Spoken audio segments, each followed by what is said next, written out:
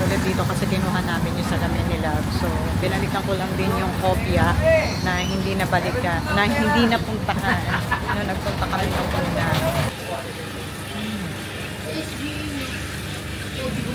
Kaya anong masarap na ho? Ito mo. Munggo. Munggo baboy. Yan yung mabilis sabi. Munggo baboy. Pandan. Black munggo, baboy. Ito na lang, black munggo. May ano, bagong gawa? Yes ma'am, bago lahat ma'am. May bulat yung loso. Saka baboy. Paborito ni Love na baboy. Yung ube, matamis. Sakto lang ma'am. Pero yung munggo, hindi ganun katamis. Hindi po. Pero dami matabang. Ano yun? Yung matabang? Oh? Munggo. Really? Oh, meron din daw sugar-free na hindi ganon katamis. Para sa mga diabetic na ayaw na matamis. Parang ako. Magkano yung ganito na sugar-free? Ayan. Kumuha ko. Magkano na yan, kuya? 240 pa naman. Eh, eto, ano to? Munggo with pork plus. May plus Yes, sa ma'am, loob. pork plus. Pork. And then ito, chicken. Chicken plus. I think parang mas masarap yung chicken kasi siya na yung nauubos.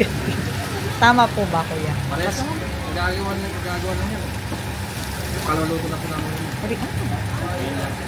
Okay, so get chicken and pork. Yan, chicken and pork. Ano naman itong isa? Hope with salted egg. Grabe, iba-iba pala mga flavor yung hopya.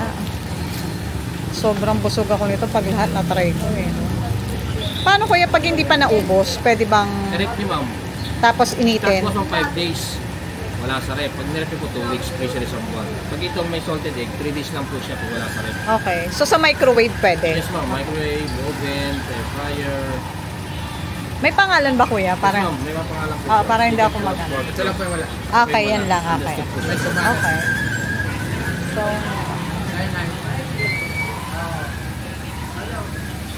dice pa. Maliliit naman. So, ito yung dice na mo. Kopya. Pero nakatikim na ako nito. So, yan. Magkano kuya lahat? 346 po. Kaya guys, umuulan kasi meron bagyo. So, yan. Nakuha na namin yung salamin nila. So, guys, hindi kami makakakain sa Mondragon ngayon kasi sarado. So, pupunta kami doon sa may Bulaluhan. Bagong restaurant daw yun na bukas. So, yan. I-try natin yun. So, inantay lang namin si Katet. Sana kami kakain mga kanetisen, kaya lang puno. Ayan, ang daming tao. So, gutom na kami, hindi na carry. Doon kami lilipat sa may mosque, sa may mga Muslim na food. So, let's go guys. So guys, ito na yung nahanap namin na restaurant na Arab Asian Little Resto dito sa may Mosque Muslim sa Quiapo. So, let's go in. Nandun na sila kasi gutom na siya. Actually, may hinahanap kaming restaurant dito sa Wakilan Arabian Delight. Kaya lang, ang sabi, nung kausap namin, mas masarap daw dito at professional yung mga nagluluto. So, let's go in. So, yeah, this is the restaurant. Ito yung loob. Ito yung kanilang mga... Yan. Ang cute. Yan. Ang ganda ng restaurant nila. In fairness, ang daming mga ganitong display, nakakatuwa. Say hi to my vlog. Sabi daw masarap dito eh. Tinuro kami. Actually may hinahanap kami. Yeah. Hinahanap namin tong ano eh, wakila. So sabi ito daw ay masarap. So nagko-collect din kayo ng mga mug. Cute. Yeah. Na-i-vlog na rin kasi ito eh. Tama ba? Yes, oo. Ito yung loob. Yung walang may aircon, ito rin. Yeah. So, ang ganda ng mga design. So, hindi kami nag-camera, na-i-vlog na rin pala ito ng mga vlogger. So, yan, nag-iisip pa sila. So, ang dami naming in-order ngayon kasi sila, familiar siya dito sa mga food. Yan. Ito yung menu nila, mga kanetisen. So, yeah. So this is my first time to eat here sa Asian Streets. Nandito kami sa restaurant. Nag-aantay na lang kami ng aming mga order. So sila bang naunang nag-order? Siya lahat nag-order kasi wala naman ako masyadong alam dito. So ang alam ko lang dito yung mga biryani, gano'n. Pero the rest, siya yung nag-order kasi madalas siyang kumakain ng mga Arabic food. Umuulan sa labas, mga ka-netizen, sobrang lakas. So, dapat talaga magbubulalo kami kasi malamig. Kailangan yung mainit, diba? Kaya lang, si Mondragon sarado. And yung isa na bulalo, nakaka-open lang. Hindi namin makainan kasi ang daming people. So, yeah, nandito kami ngayon. Pero, ito yung kasama sa list namin na pupuntahan, nakakainan. So, yeah, accomplished. Yay! Guys, ito yung mga menu nila. Ayan, hindi naman kamahalan yung mga food nila. So, yeah. So, wait natin yung food na in-order namin.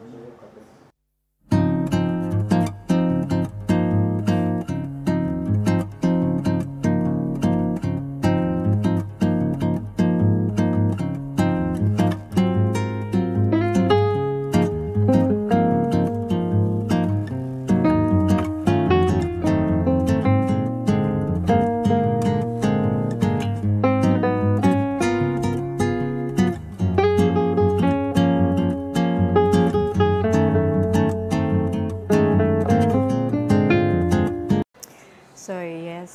So, guys, this is it. First order, Thai tarik. And hindi siya matamis. Ang sarap. Yung driver namin na si Kateki, nag-order ng coffee. Bet niya daw kasi magkape. Tingnan yung order namin. I show you. Ang daming order, di ba? Ano to? Extra? It's a biryani rice po. Hindi, yung dip lang. Anong dip? Curry dip. Curry dip. Oo. Para sa roti? Oo. Sorry. May curry na po yun siya dahil siya. Bale, extra na po. Extra na lang po. Oo, extra na lang. So, ano to? Ano to? Beef. Beef rendang. So, ito na yung order namin. Ayan. Beef Rendang. rendang. So, yan yung order nila. And ito naman yung nasi goreng. Ayam. Ayam. So, yan kay Kateki.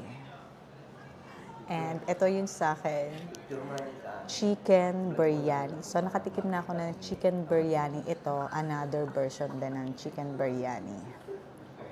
Ayan. So, nagugutom na talaga ang mga person. So, inaantay pa namin yung ibang mga order namin. So, guys, mukhang ang sarap-sarap. Ang aking amo ay gutom na, lalo na si Kateki na driver. Ito ulit yung order namin ng isa, roti. So, paborito ko rin to. So, let's eat, guys. So, guys, ito na yung parata ko na order. So, kanina yung roti, ito naman yung parata. Yung condensed, ito yung curry.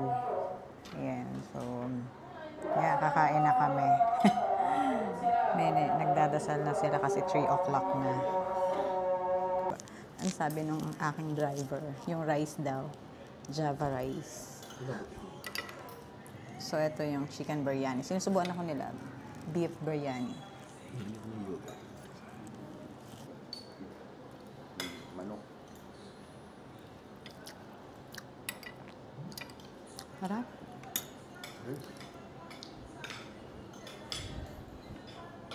Nagdadala sa kabila, yung pinigpilahan ano. Pero, ano, ang kaso grabe. Kinukuha natin yung pag walang tao.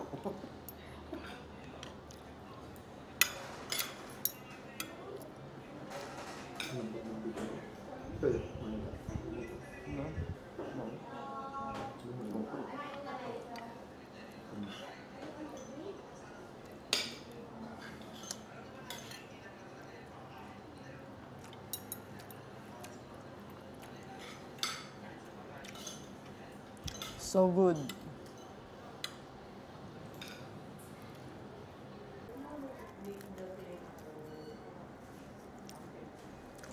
So, alin sa dalawa pwede mo sausaw?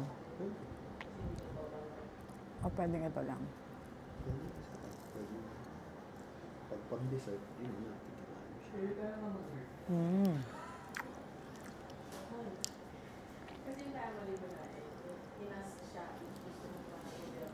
Pero wala yung hummus, ano?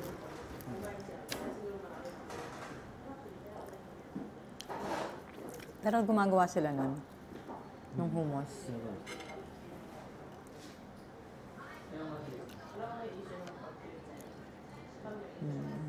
Yeah, ano.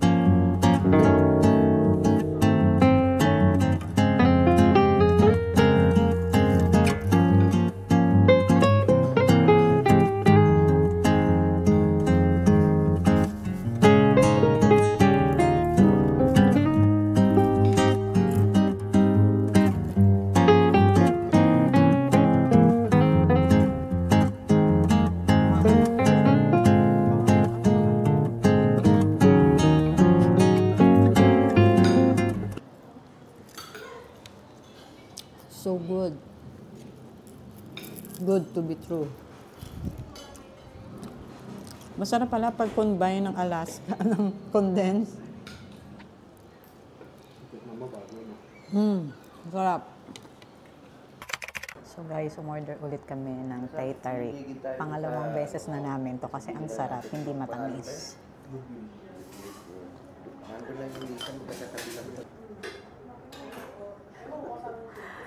Guys, hindi ako makakonsentrate mag-vlog kasi itong kateki na to habang nagbablog ako, nagsasalita. Tigil ako. And guys, umorder ulit kami ng Thai Tarik. Pangalawang beses na to kasi sila nagustuhan and ako din kasi hindi siya ganon katamis. Inulit ko kasi yung kateki, si kateki. Nagsasalita ako, nagbablog ako, umiepal. So, mga kanetizen, ang sarap nito. Must try. Guys, kinuha na namin yung bill. Yan. So, dinami namin in order. Total of 830 lang. So, hindi mahal dito kumain.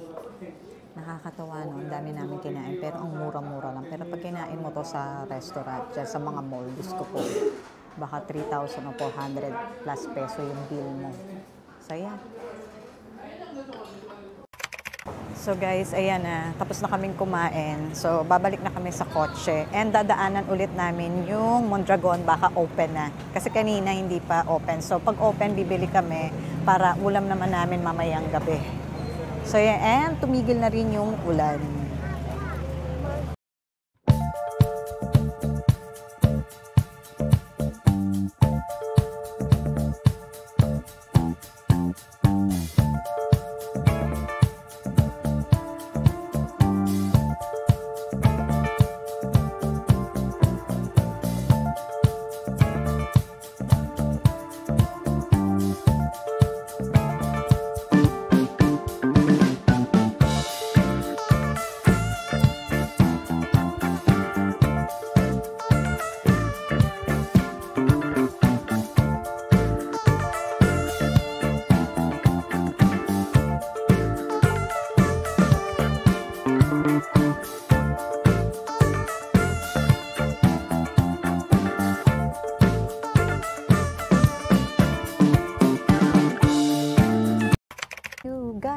nandito na ako sa car. So yeah, pauwi na kami. Wala nang ulan. Time check. 4 p.m. So yeah, very busog. Ang mga pagkain, so good. Napakasarap. Very satisfied today kasi meron kami nakainin. And nakuha na rin yung salamin ni Lab. So matagal na naman kami makakabalik dito sa Quiapo. So next time, ito yung kakainan namin. Pag hindi na masyadong trending. Kasi masarap ang bulalo. Ang sabi daw, yun daw yung masarap dito sa Quiapo, yung bulalo. So baka pagbalik namin, yun na ang kakainan namin. So I don't know kung kailan kami ulit makakabalik dito. So yeah, I hope nagustuhan nyo yung aking vlog, mga ka-netizen. Please subscribe to my channel. Bye!